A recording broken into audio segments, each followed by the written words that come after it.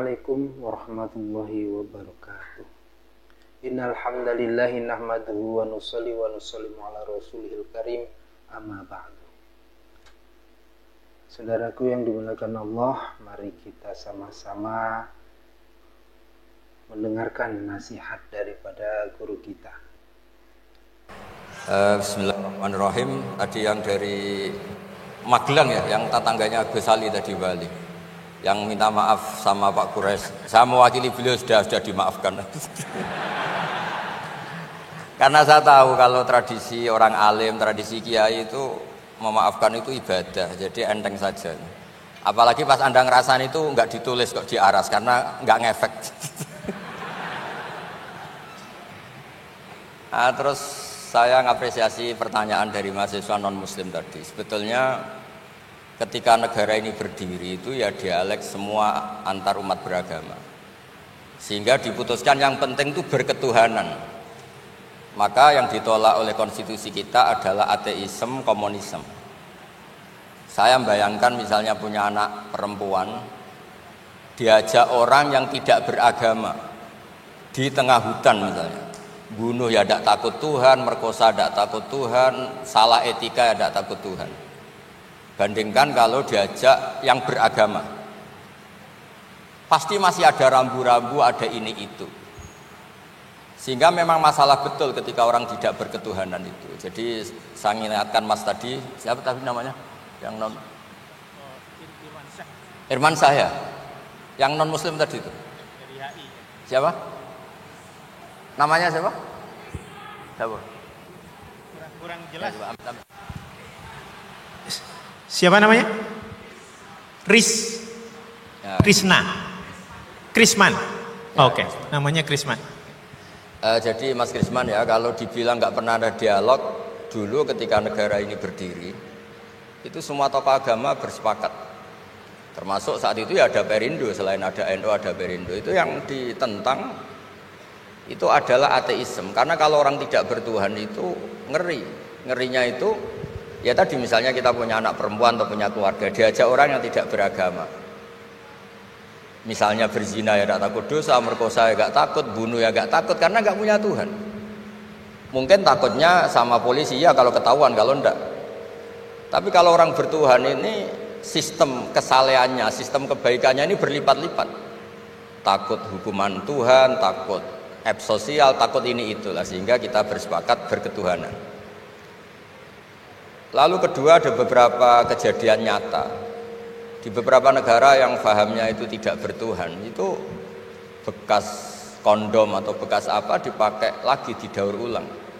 Bahkan tinja yang bisa dikelola jadi bahan makanan. Kalau yang beragama tidak, termasuk mungkin di ilmu medis ini tidak wilayah saya, tapi saya cerita mungkin masalah-masalah kayak ya apa hal-hal yang menurut kita dilarang, menurut agama mereka enteng saja. Misalnya bikin cadangan-cadangan organ tubuh dan sebagainya. Kalau beragama itu masih enak, aturannya jelas. Kalau nggak beragama itu repot.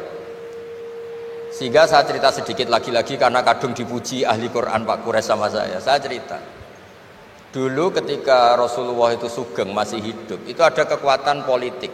Satu Romawi bertuhan, yang satu Persia tidak bertuhan, tidak berkitab suci. Ketika Romawi kalah, itu Rasulullah itu susahnya bukan main, karena yang masih mentautkan diri dengan Tuhan kalah sama yang sudah tidak bertuhan.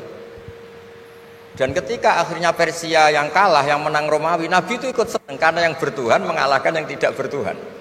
Kenapa penting bertuhan? Karena bertuhan itu setidaknya punya aturan. Melakukan ini dosa, melakukan ini dosa. Empati sama fakir miskin itu ibadah. Semua agama pasti sama di tema-tema seperti itu. Sehingga berketuhanan ini penting sekali, kata Pak Kures tadi, berketuhanan itu luar biasa. Terus kedua, ini penting juga. Saya mohonnya, saya pernah juga disowani beberapa tokoh dari Mabes Polri. Saya sering bilang, Indonesia utamanya pejabatnya harus terima kasih sama seluruh rakyat Indonesia, karena itu aset yang sebenarnya Indonesia ya seluruh rakyat Indonesia.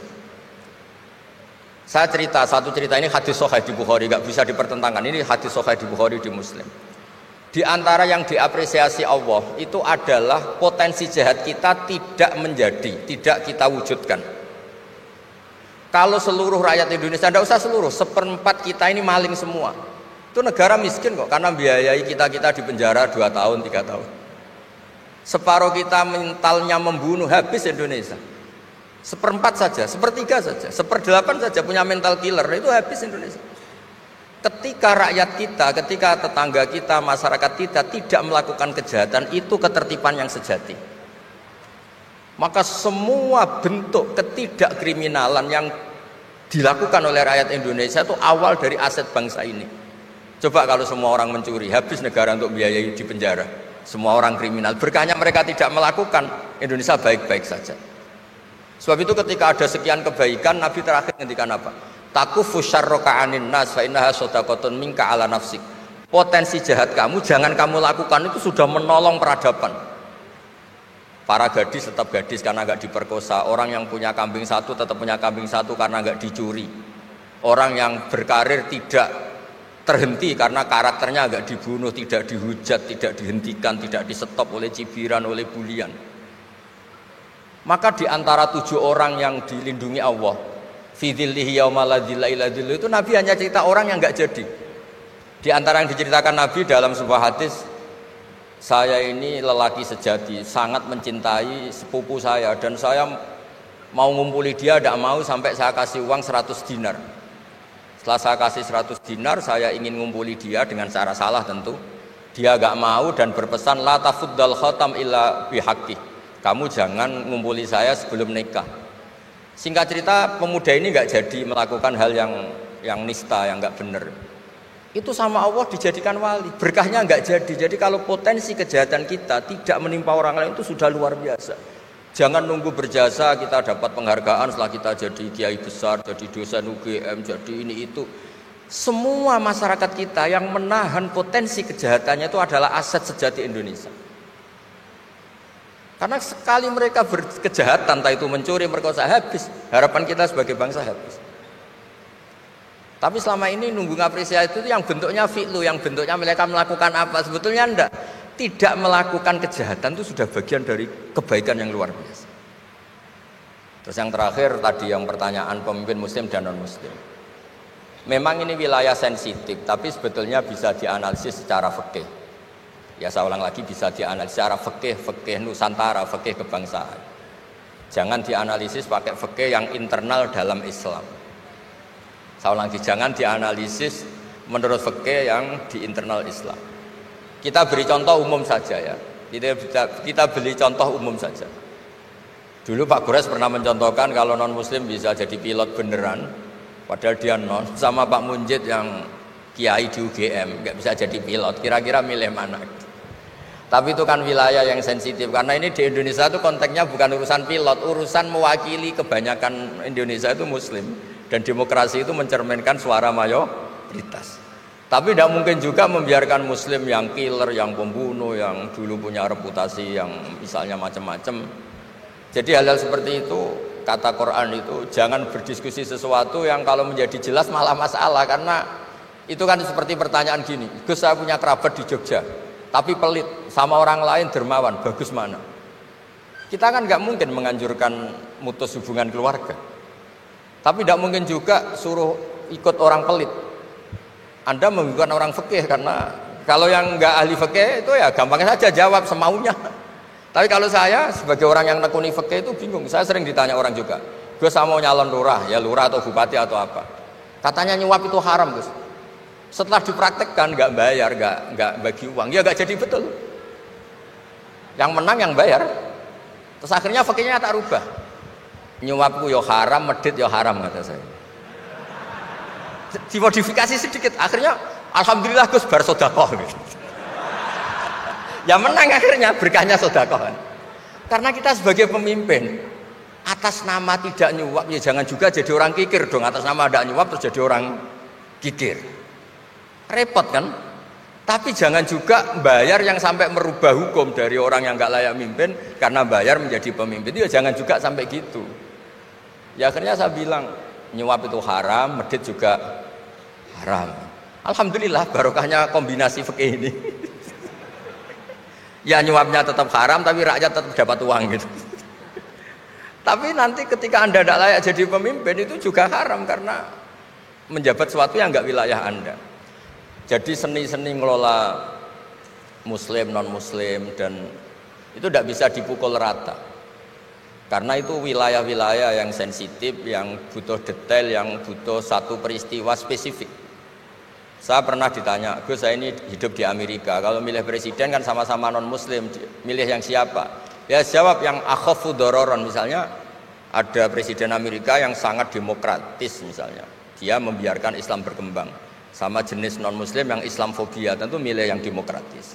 Ada yang dosanya itu membunuh, yang satu dosanya korupsi, ya milih ya korupsi karena membunuh itu lebih ekstrim dibanding korupsi misalnya. Itu ada di aturan fikih, jika sama-sama pasti salah, milih yang akhafud dororen, yang madorotnya ada begitu apa?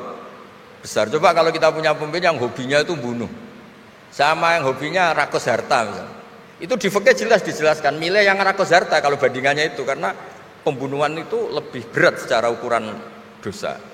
Tapi apapun itu, ini bukan pembenaran pada kesalahan, bukan, tapi memang ada aturannya.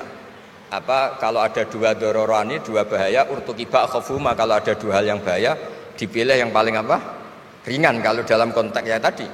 Kalau kita membiarkan pemimpin yang enggak benar, dipimpin orang enggak benar, tapi kalau memaksakan chaos misalnya, ya milih yang enggak chaos, itu kan ada aturannya di fikih, karena Nabi menghindari al-harad, hal-harad itu chaos, pembunuhan massal itu enggak boleh. Dan mayu adila dalik juga agak boleh, yang bisa potensi begitu juga agak boleh. Jadi saya mohon di antara aturannya Quran itu la tasalu an asya in tubdalakum tasukum. Kamu jangan diskusi sesuatu yang kalau diperjelas malah kamu yang malu. Saya biasanya mencontohkan hal-hal yang ringan kayak suami istri. Misalnya Anda tanya sama Pak Munjid, istrinya tanya, "Mas, apa betul saya ini cinta pertama Anda? Bukan alternatif terakhir?" Wah, itu rata-rata orang nikah itu kan korban alternatif terakhir gitu. Itu kalau ditanya sama-sama konangan itu aslinya itu. Ceweknya juga sama, apa betul Pak Minjit itu cinta pertama atau pilihan terakhir? Oh saya sering mau nikah ini orang yang saya cintai, tapi takdirnya ini gitu. Itu kan orang dibilang takdir itu kan ya tersinggung. Jadi banyak hal yang kalau didiskusikan itu masalah-masalah. Latas alu an asya intu bedalakum tasukum. Kamu jangan tanya atau diskusi sesuatu yang kalau diperjelas itu malah masalah. Jadi itu etika ya, etika dalam diskusi juga jangan memicu lagi. Saya kira demikian, nanti ditambahi oleh Abi.